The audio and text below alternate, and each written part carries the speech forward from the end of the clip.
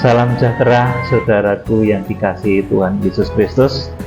Saat ini tanggal 5 Maret 2023, kita bertemu di dalam kasih Tuhan. Saya akan sampaikan satu tema firman Tuhan.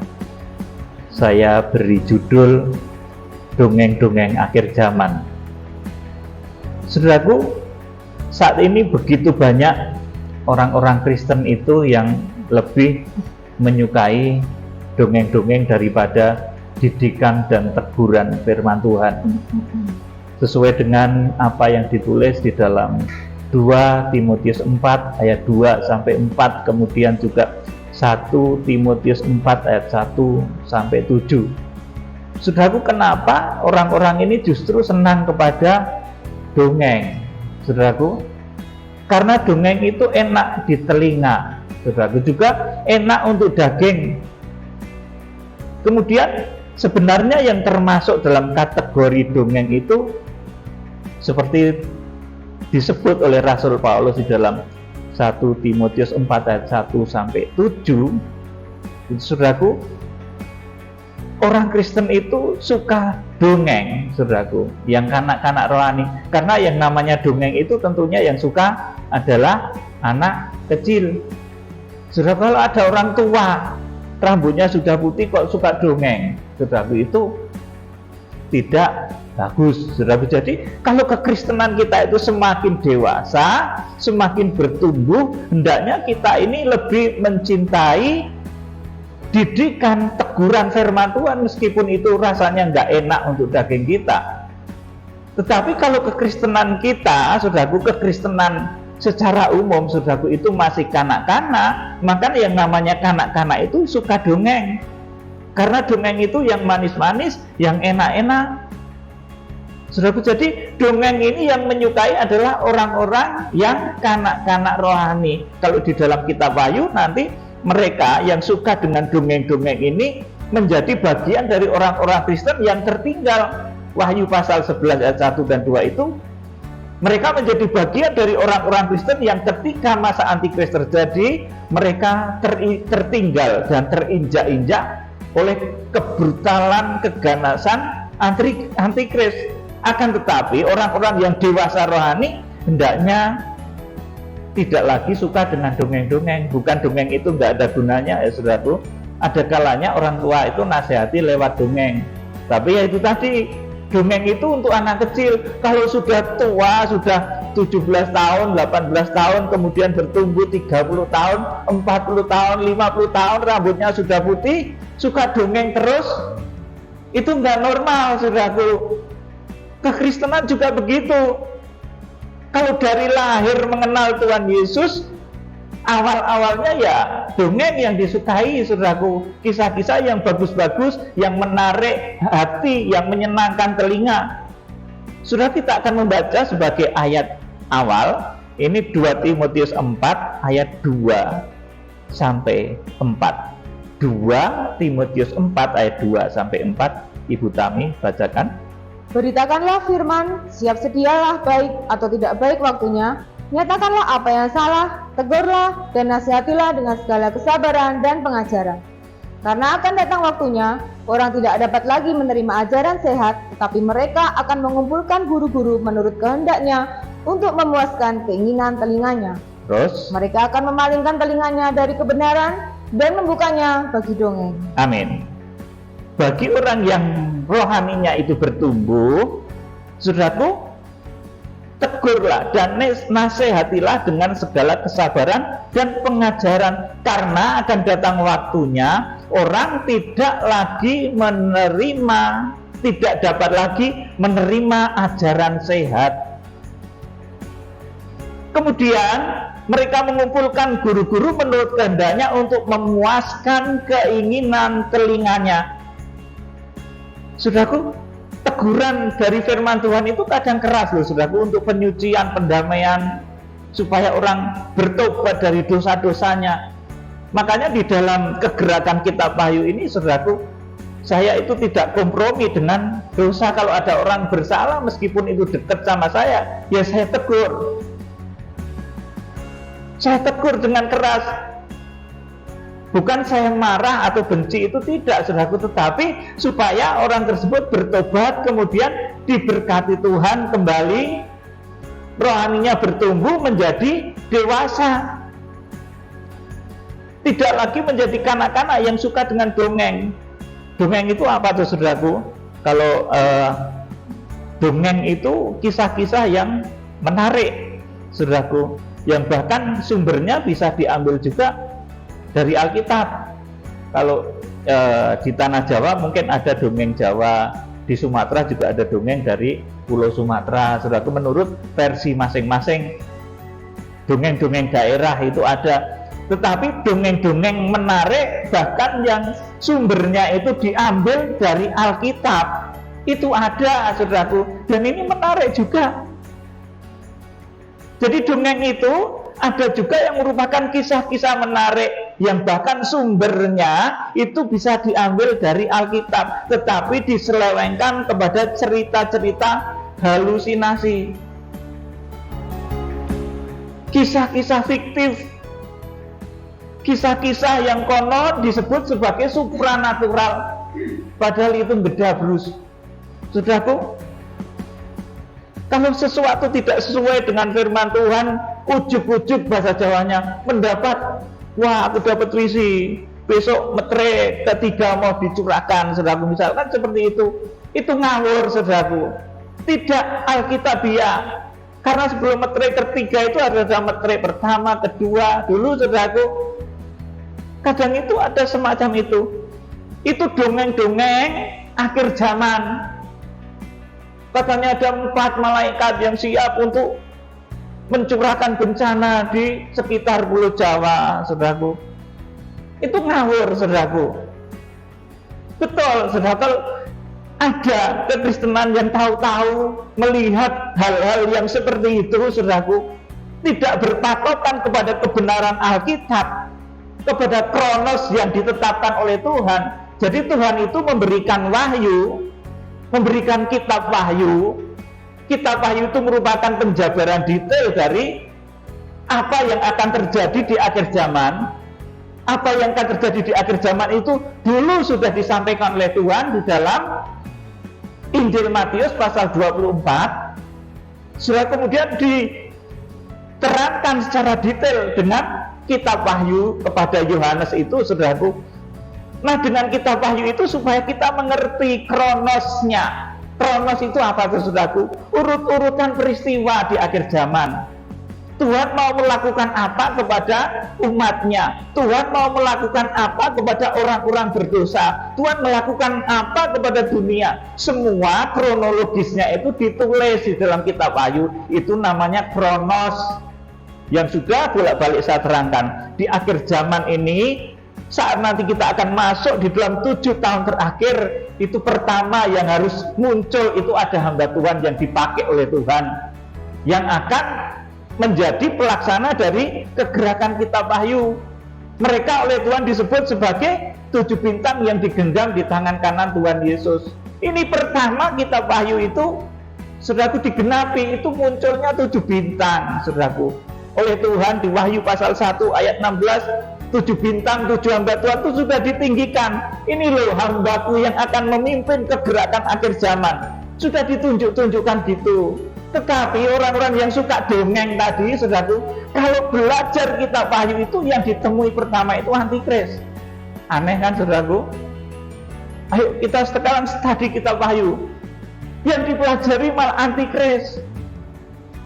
Tidak menemukan tokoh-tokoh pemimpin-pemimpinnya, orang-orang yang nanti menjadi solusi di akhir zaman, membawa jemaat itu kepada kesempurnaan, itu nggak ada.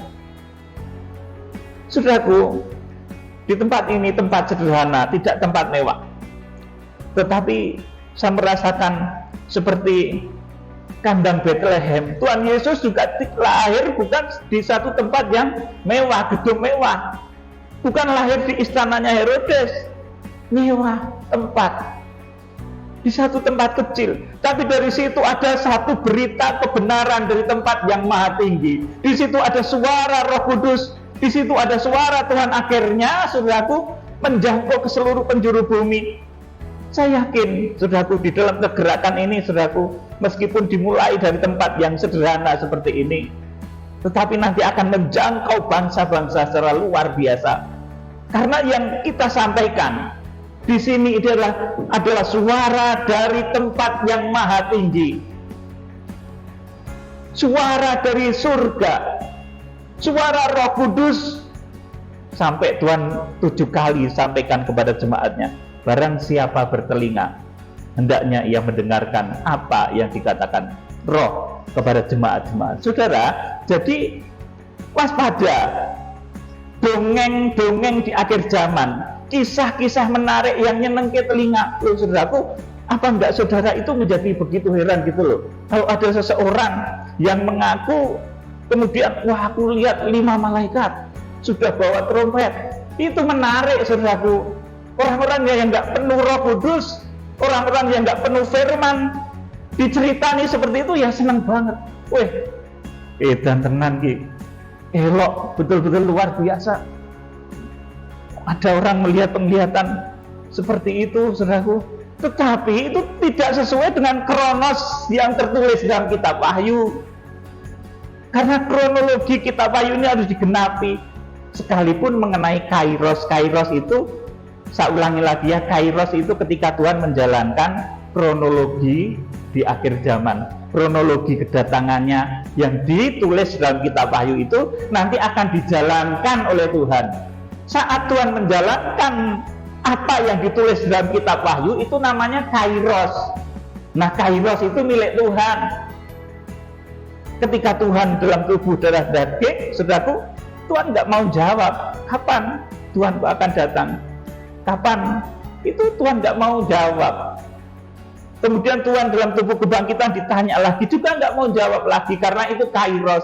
Sampai saat ini pun kalau ditanya, saya juga nggak mau ngomong itu, karena itu kairos Tuhan. Tetapi yang jelas 7 tahun terakhir itu sudah sangat dekat.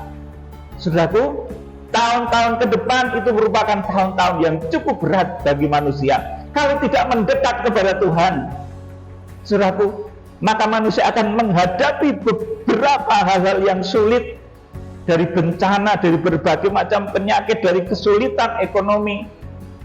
Saudaraku, jadi saudara, saya peringatkan saat ini di mimbar ini bahwa dongeng itu, saudaraku, bisa merupakan kisah-kisah menarik.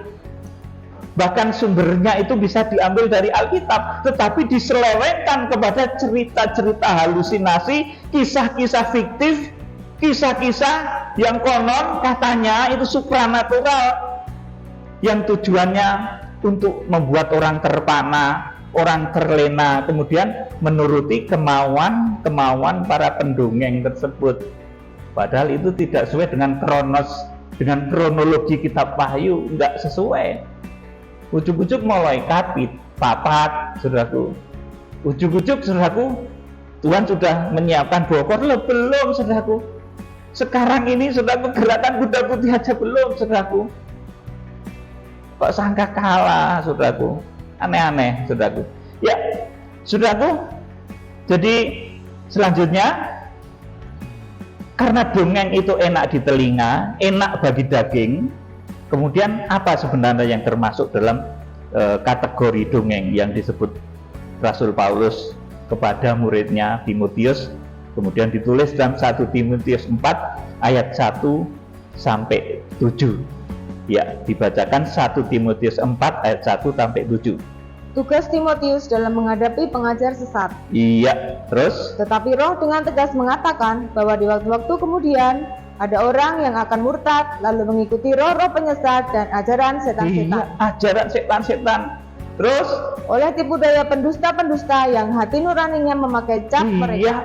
Siapa mereka? Pendusta-pendusta. Wong-wong tukang betebus, cari tenar, saudaraku. Terus? Mereka itu melarang orang kawin, melarang orang makan makanan yang diciptakan Allah, supaya dengan pengucapan syukur dimakan oleh orang yang percaya dan yang telah mengenal kebenaran. Terus? Karena semua yang diciptakan Allah itu baik, dan suatu pun tidak ada yang haram, jika diterima dengan ucapan syukur. Sebab semuanya itu dikuduskan oleh firman Allah dan oleh doa. Dengan selalu mengingatkan hal-hal itu kepada saudara-saudara kita, Engkau akan menjadi seorang pelayan Kristus Yesus yang baik, terdidik dalam soal-soal pokok iman kita dan dalam ajaran sehat yang telah kau ikuti selama ini. Tetapi jauhilah takhayul dan Dongeng nenek-nenek tua. iya, terus Latihlah dirimu beribadah. amin. Saudaraku, di sini dikatakan bahwa takhayul dan dongeng-dongeng nenek-nenek tua itu asal muasalnya itu adalah dari tipu daya orang-orang yang suka berdusta. Hidupnya itu dipenuhi dengan kepura-puraan dan kedustaan. Maka ajaran yang disampaikan selanjutnya adalah ajaran-ajaran yang tidak sehat, ditebus tentang malaikat, saudaraku, ditebus tentang penglihatan, saudaraku. Ini berperkara dengan Tuhan, loh, saudaraku. Kalau tidak sesuai dengan apa yang tertulis di dalam kitab Wahyu, tidak sesuai dengan apa yang ditulis dalam Matius pasal 24, ujuk-ujuk kok penglihatan. Ya memang kemudian orang terpana, wih, iki lho tenan. Ono wong mengaku mendapat penglihatan 5 malaikat siap dengan trompet. Kayaknya iya oh, padahal gedabrus, saudaraku. Kepada yang demikian, saudaraku, jauhilah takhayul dan dongeng nenek-nenek tua. Kalau yang diceritain cah cilik ya manut, saudaraku. Tetapi kalau yang diceritain itu orang yang kekristenannya itu dewasa, dia mengerti pertimbangan Roh Kudus, dia mengerti hikmat Allah, saudaraku, dia juga nggak akan semudah itu. Tapi kalau diceritakan kepada anak-anak kecil ya bisa juga, saudaraku. Makanya nanti halaman yang dihuni oleh orang-orang yang kanak-kanak rohani itu nanti tertinggal ketika masa antikris, saudaraku. Di sini dikatakan tetapi jauhilah takhayul dan dongeng nenek-nenek tua. Jadi saudaraku, dongeng itu yang suka itu anak-anak kecil, ya saudaraku. Kalau orang-orang yang sudah tua suka dongeng itu ada sesuatu yang tidak normal, saudaraku yang dikasih Tuhan. Jadi saya beritahu satu ciri lagi, ciri dongeng rohani, saudaraku. Ciri dongeng yang mengambil dari Alkitab juga ya, saudaraku. Tetapi itu merupakan dongeng, itu tidak pernah bisa membawa kuasa dari tempat yang maha tinggi. Tidak ada perubahan yang rumekne itu, saudaraku. Tetapi kalau sesuatu itu merupakan pembukaan rahasia firman, yang mendengar itu akan mengalami keubahan. Yang sakit disembuhkan, yang kekurangan diberkati, saudaraku, mengalami mujizat-mujizat besar. Tetapi kalau dongeng-dongeng itu membuat bulu kuduk merinding, saudaraku, medeni. Wih, kayak lewat serut, saudaraku. Ya, jadi bulu kuduk merinding, cerita-cerita kayak gitu, saudaraku. Dongeng rohani itu tidak pernah membawa kuasa dari tempat yang maha tinggi, cuma membuat orang itu terpesona, merinding. Nah, orang itu sering keliru juga ya, saudaraku, merinding karena halusinasi dengan merinding karena roh jahat itu ada juga. Kalau saudara dekat dengan pohon yang angker, itu merinding juga loh, saudaraku. Kalau Roh Kudus malah nggak gitu, saudaraku. Roh Kudus begitu damai, tenang, tentram. Sekalipun mendapat himpitan kiri kanan, tetapi kalau bersama Roh Kudus itu tenang, saudaraku. Seperti Tuhan Yesus itu lahir di Bethlehem, nggak banyak yang datang, ya nggak apa-apa, tenang. Karena pasti jalannya itu, saudaraku. Sudah yang dikasih Tuhan, ada lagi dongeng itu yang dibungkus dengan bahasa kesaksian ya, saudaraku. Nah, tadi sudah saya sampaikan. Sama saja intinya itu cuma menghibur orang, menyenangkan telinga orang, tetapi sama sekali tidak membawa kekuatan Tuhan. Perhatikan baik-baik. Banyak dongeng-dongeng seperti itu, dongeng malaikat, dongeng surga, dongeng neraka, saudaraku, tetapi tidak bisa membawa kuasa dari tempat maha tinggi. Cuma membuat orang terpesona, melongo, merinding. Saudaraku, inilah dongeng-dongeng akhir zaman di mana sekarang kita harus betul-betul menjadi orang-orang yang bijaksana, yang bisa mengerti kronos dan kairosnya Tuhan. Kita akan menjadi penggenap pelaksana dari kegerakan di akhir zaman. Jadi ada dongeng itu yang dibungkus dengan bahasa kesaksian, ya saudaraku. Jadi orang Kristen itu ya ini sekedar nasihat ya, jangan terus-terusan jadi saksi, tapi jadilah pelaku. Bersaksi itu sudah bagus, tapi kalau rohaninya sudah naik itu ya jadi pelaku gitu loh saudaraku. Pelaku dan saksi itu tingkatnya tinggian mana saudaraku? Tinggian pelaku, tahu saudaraku? Kalau di dalam sidang-sidang itu saudaraku, jangan jadi saksi terus, jadilah pelaku kebaikan tapi bukan pelaku kejahatan ya saudaraku. Dan siapa sih sebenarnya yang menjadi konsumen dari dongeng-dongeng rohani itu saudaraku? Dalam tanda kutip ya, dongeng-dongeng rohani, karena mengambilnya juga kemudian mendelok Alkitab, karena mengikuti kedegilan hatinya yang seolah-olah melihat malaikat, kemudian dicocok-cocok nih sama Alkitab. Wah ini kok kayaknya cocok kalau kitab Wahyu pasal 7 ada 4 malaikat. Nah saudaraku dicocok-cocok nih gitu saudaraku. Siapa sih sebenarnya yang cocok konsumen dari dongeng-dongeng rohani itu? Namanya dongeng itu pasti kesukaannya anak-anak kecil saudaraku, yaitu orang-orang yang rohaninya kanak-kanak. Orang-orang yang rohaninya kanak-kanak itu bisa orang tua, bisa orang muda saudaraku. Orang tua yang rohaninya nggak pernah mau ditegur, kalau ditegur malah marah, itu kanak-kanak rohani saudaraku. Namanya dongeng itu pasti yang suka adalah anak-anak kecil. Siapakah mereka itu? Mereka adalah orang yang mudah terbius dengan dongeng. Mereka adalah orang-orang yang posisinya kanak-kanak rohani. Pelataran bait suci hidupnya penuh dengan hawa nafsu daging. Orang kalau hidupnya penuh dengan hawa nafsu daging, itu kalau ditegur marah. Sudah kalau diingatkan dosanya malah marah, malah memusuhi. Sudah, tetapi orang yang penuh dengan Roh Kudus tidak akan bersikap seperti itu. Ditegur, saudaraku, kalau memang teguran itu benar ya kita terima. Saudaraku yang dikasihi Tuhan, yuk kita akan baca 2 Petrus pasal 1 ayat 16 sampai 18. 2 Petrus 1 16 sampai 18. Nubuat tentang kemuliaan Kristus telah digenapi. Iya. Sebab kami tidak mengikuti dongeng-dongeng isapan jempol manusia. Iya. Ketika kami memberitahukan kepadamu kuasa dan kedatangan Tuhan kita Yesus Kristus sebagai Raja, tetapi kami adalah saksi mata dari kebesarannya. Terus kami menyaksikan bagaimana Ia menerima kehormatan dan kemuliaan dari Allah Bapa ketika datang kepadanya suara dari Yang Maha Mulia yang mengatakan, "Inilah anak yang kukasihi, kepadanya lah aku berkenan." Terus suara itu kami dengar datang dari surga ketika kami bersama-sama dengan Dia di atas gunung yang kudus. Iya, ini Rasul Petrus yang merupakan rasul yang dicintai Tuhan. Suara itu kami dengar datang dari surga. Orang-orang yang rohaninya bertumbuh itu mereka tidak mengikuti dongeng-dongeng isapan jempol manusia. Rasul Petrus katakan begitu. Sebab kami tidak mengikuti dongeng-dongeng isapan jempol. Kalau Paulus katakan mereka berkajang di dalam penglihatan-penglihatan, seolah-olah merendahkan diri dan beribadah kepada malaikat. Tapi sungguhnya tidak demikian, mereka hidup dalam hawa nafsu.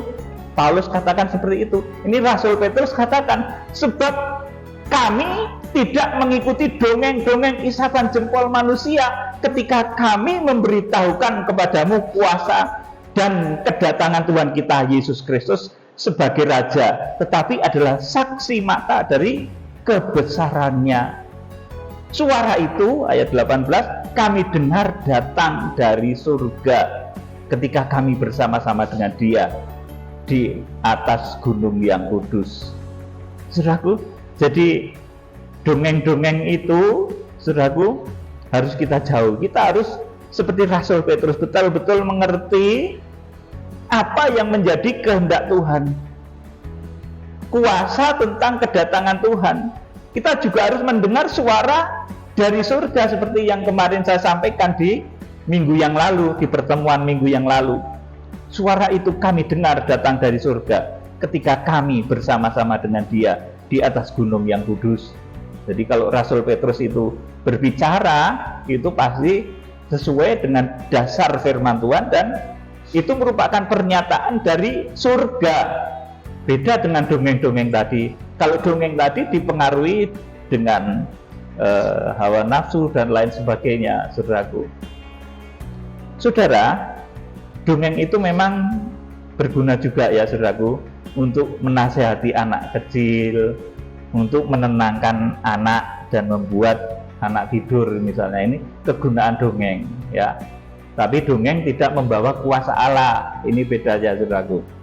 Sekarang ini anehnya ada orang tua yang suka dinasehati dengan dongeng. Saudaraku, dongeng itu menenangkan anak-anak ya, saudaraku. Jadi kalau orang Kristen tuh rohaninya itu masih kanak-kanak, harus ditenangkan dengan dongeng ya, saudaraku.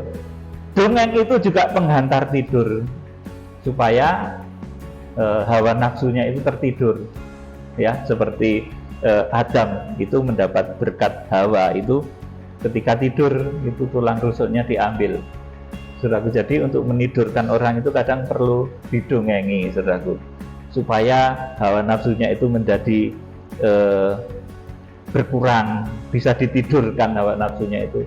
Dongeng, saudaraku. Jadi dongeng itu pengantar tidur, saudaraku. Jadi tetapi orang-orang yang nanti di akhir zaman diharapkan bisa hidup sampai Wahyu pasal 12 ayat yang kelima, itu harpaso, atau diungsikan Wahyu pasal 12 ayat yang ke-6, itu adalah orang-orang yang dewasa rohani, yang kegemarannya bukan dongeng, tetapi seperti Rasul Petrus, mereka adalah orang-orang yang betul-betul mendengar suara datang dari surga. Mereka betul-betul mengerti tentang rahasia Tuhan.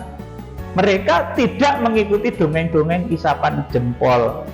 Saudaraku, tentang akhir zaman pun akan banyak dongeng-dongeng, dan tandanya orang yang mendongeng maupun yang mendapatkan maupun yang mendengarkan dongeng itu hidupnya masih penuh hawa nafsu. Ini kalau di dalam 1 Timotius 4 disebut sebagai cap antikris yang memakai cap, saudaraku.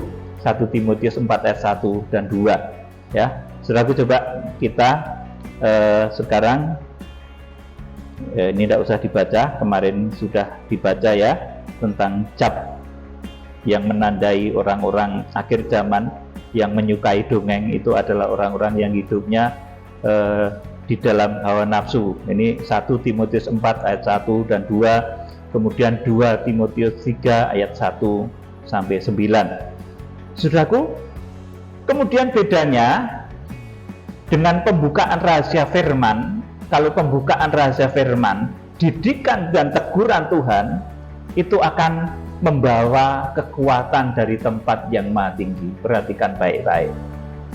Pembukaan rahasia firman, didikan dan teguran Tuhan itu membawa kekuatan dari tempat yang maha tinggi.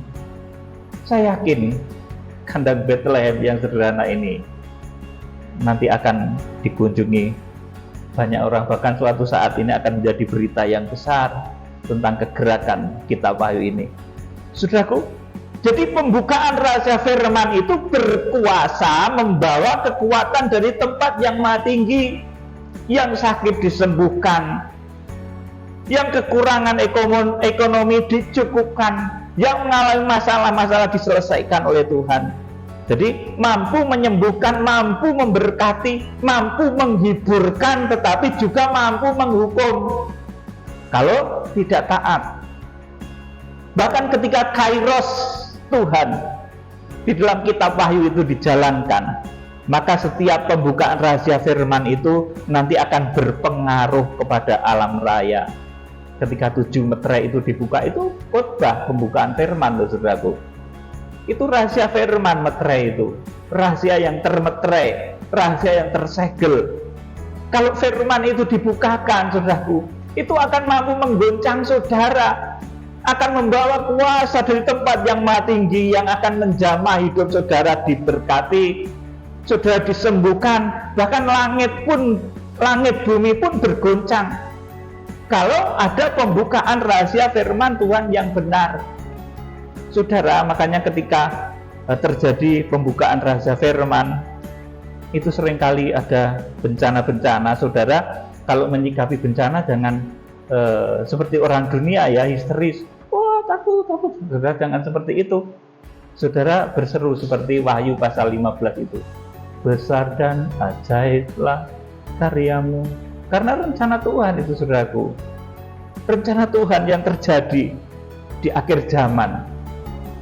Saudara, jadi ketika Kairos itu dijalankan oleh Tuhan, ketika Kronosnya itu dijalankan di dalam Kairos Tuhan, di dalam kitab Wahyu itu, saudaraku, kitab Wahyu itu sudah mulai dijalankan, maka setiap pembukaan rahasia firman nanti akan berpengaruh pada alam raya. Terjadi bencana, terjadi wabah, terjadi peperangan, mampu mengguncang bumi, gempa, badai, saudaraku, hujan api, tsunami, jatuhnya benda-benda langit, meteor, semua akan terlaksana ketika 7 meterai, 7 sangkakala, dan 7 bokor murka Allah dicurahkan. Saudara, jadi khotbah yang isinya pembukaan rahasia firman itu berkuasa mengubah hidup saudara, bukan membuat saudara itu guyung-guyu tok. Nek mengguyung-guyu tok gitu yang ngundang pelawak wae. Saudaraku itu guyu, saudara akan kemekelen dari awal sampai akhir. Tapi kalau saudara ingin mendapat solusi, sakitmu disembuhkan, ekonomimu dipulihkan, saudara itu harus terima teguran. Kalau salah, ditegur Tuhan, ya bertobat, jangan malah melawan, nanti dihukum. Saudaraku, ini yang namanya pembukaan rahasia firman. Seperti Tuhan Yesus dahulu ketika memberitakan firman kemana-mana itu, saudaraku, dia itu menjadi orang yang berkuasa, bukan seperti orang-orang Farisi, kakean gedabrus ngomong tok, saudaraku. Kita akan baca Matius pasal 7 ayat 28 dan 29 sebagai ayat terakhir. Dan setelah Yesus mengakhiri perkataan ini, takjublah orang banyak itu mendengar pengajarannya, sebab ia mengajar mereka sebagai orang yang berkuasa, tidak seperti ahli-ahli Taurat mereka. Amin. Ketika Tuhan mengajar, ketika Tuhan mengakhiri perkataannya, kemudian takjublah orang banyak itu mendengar pengajarannya, mendengar didikan dan ajarannya. Sebab ia mengajar, bukan mendongeng, loh, saudaraku. Dan setelah Yesus mengakhiri dongeng, enggak tahu, saudaraku, takjublah orang banyak itu mendengar pengajarannya, bukan mendengar dongeng Tuhan Yesus. Tuhan Yesus enggak dongeng, saudaraku, tetapi firman yang berkuasa. Sebab ia mengajar mereka sebagai orang yang berkuasa, tidak seperti ahli-ahli Taurat mereka. Nah, kalau ahli Taurat, kalau khotbah di mimbar ahli Taurat dulu ya, saudaraku, itu ngomong wae, saudaraku, ya seperti tadi saya sampaikan, itu nilainya meskipun yang diomong itu firman, saudaraku, berdasar kepada firman seolah-olah, tetapi tidak membawa kekuatan dari tempat yang maha tinggi. Karena, saudaraku, yang diajarkan oleh ahli-ahli Taurat itu mereka, saudaraku, masih penuh dengan keinginan hawa nafsu, akhirnya menjadi dongeng, saudaraku. Jadi dongeng ya, saudaraku. Jadi firman itu berkuasa. Kalau pembukaan rahasia firman itu berkuasa, dia berkuasa merubah hidupmu, dia berkuasa menyembuhkan sakitmu, dia berkuasa memberkatimu, dia berkuasa menciptakan berbagai macam hal yang dahsyat di muka bumi. Gempa bumi, tsunami, badai, topan, Tuhan bisa adakan. Tuhan mengajar mereka, bukan Tuhan mendongeng, saudara. Tuhan mengajar mereka sebagai orang yang berkuasa, tidak seperti ahli-ahli Taurat mereka. Saudara, hindari roh-roh ahli Taurat, saudaraku, yang mengajar tetapi tidak membawa kuasa. Itu ahli-ahli Taurat, saudaraku. Tetapi orang yang mewarisi karakter Yesus, perkataannya ini, saudaraku, membawa kuasa. Yang sakit disembuhkan, yang kekurangan diberkati. dibimbing nanti sampai kesempurnaan kepada Harpaso. Wahyu pasal 12 ayat yang kelima itu. Tahap demi tahap kita menjelmakan sifat bait suci itu di dalam badan kita. Saudaraku, tahap demi tahap, dari pintu gerbang, mezbah korban bakaran, kemudian masuk, akhirnya semakin masuk ke pintu kemah, ke ruang kudus, dan akhirnya ruang maha kudus. Saudaraku, tahap demi tahap kita akan mengalami hal tersebut oleh karena kasih dan kemurahan Tuhan semata. Kiranya Tuhan Yesus Kristus memberkati